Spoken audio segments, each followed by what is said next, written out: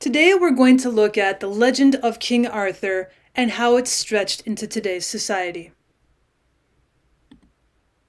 But first we have to talk about what is a legend.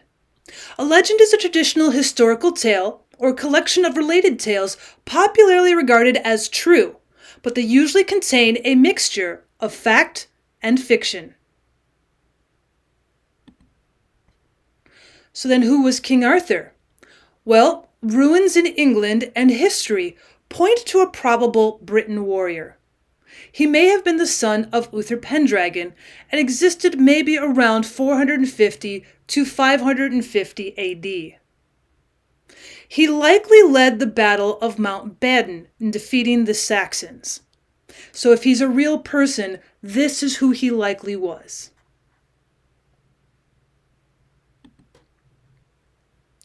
Now, the King Arthur of legend is a different story. Now, if he is the son of Uther Pendragon, he's also the son of Lady Igraine. However, he's raised by Sir Ector with a foster brother by the name of Kay. Now, he's a proven heir to the throne when he pulls the Excalibur sword from a stone. And as he's growing, he's educated and then as an adult advised by Merlin the wizard.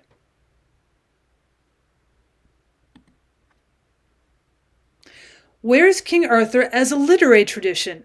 Well, he's first mentioned by a Welsh monk, Nennius, in 800 AD.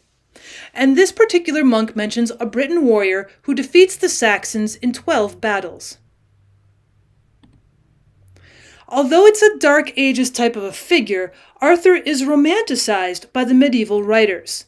In particular, we see him in the 12th century with Geoffrey of Monmouth, of Chrétien de Troyes, and in the 15th century, we get the more famous Sir Thomas Malory's Les Morts d'Arthur. Now, medieval authors use elements of Celtic mythology to mix with the reality of who King Arthur was. They usually blended in the medieval concepts of knighthood and chivalry, and they portray Arthur not as a warrior, but as a king. Now, we move up to more traditional times. When we look at the 19th and 20th centuries, we start seeing more from King Arthur once again. For example, we have the poet Lord Tennyson, and we also have T.H. White's The Once and Future King, and Book 1 does cover the sword and the stone. And then we also have Marion Zimmer Bradley's The Mists of Avalon.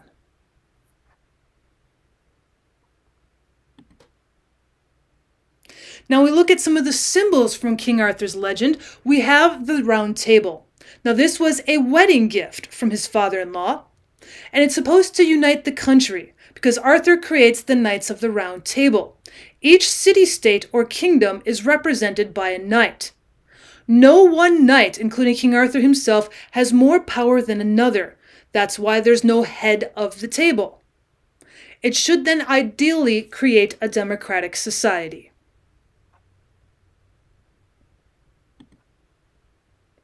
Then we look at the sense of knighthood. With King Arthur, this first became known in a medieval concept where you have that sense of being a warrior and, more importantly, a defender. They, however, would also often compete in tournaments and in jousts. They would usually wear full armor, and they're extremely loyal to the local lord and to King Arthur himself.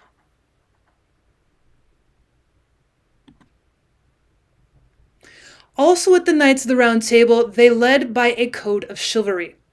A knight should use his strength for good deeds. He should be honorable and virtuous. He should protect the weak.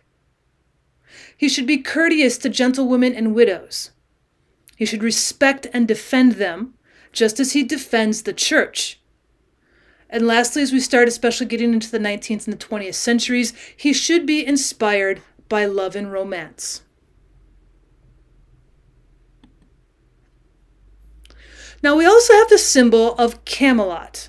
Now that would be the castle, or at least the imaginary legendary place that King Arthur would have lived and defended. Now this would be synonymous with peace and perfection. It was constructed by Merlin, and it's a castle and the seat of King Arthur's power. and Guinevere would live here. Now, Guinevere is the beautiful princess who becomes Queen Guinevere, Arthur's bride. However, the wizard Merlin does warn Arthur. He sees that this marriage will end disastrously. After all, Lancelot has become a knight, will become one of Arthur's favorites and closest friends, and will therefore spend some time with Guinevere.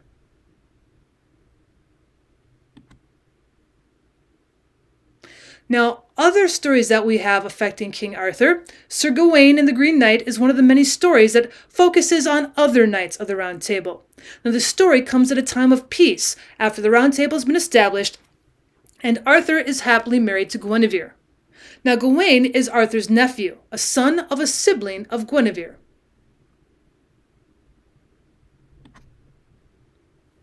We also have other different mysteries and evil plots. Arthur has an older half-sister, Morgan Le Fay, who's considered some sort of enchantress, a fairy, or a witch, and she believes because she's older, she is the rightful ruler. And then she sleeps with Arthur by using her magic, and she conceives a son who she names Mordred. And Mordred is raised to hate Arthur.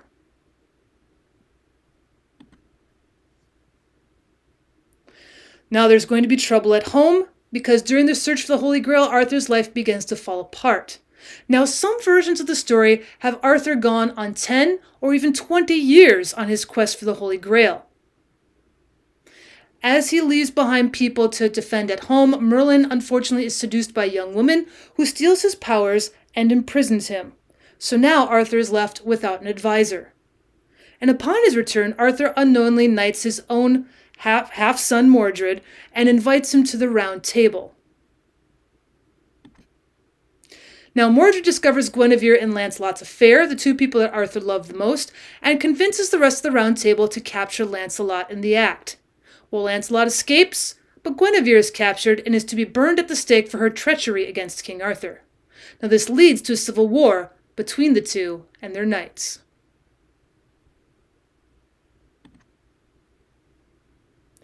So with all this trouble at home, and for the quest of the Holy Grail, we have the fall of Camelot. Now, metaphorically, the country already had fallen with the betrayal of Arthur's only love and his best friend. But there are many versions of the story, all of which usually end with Arthur's death in battle.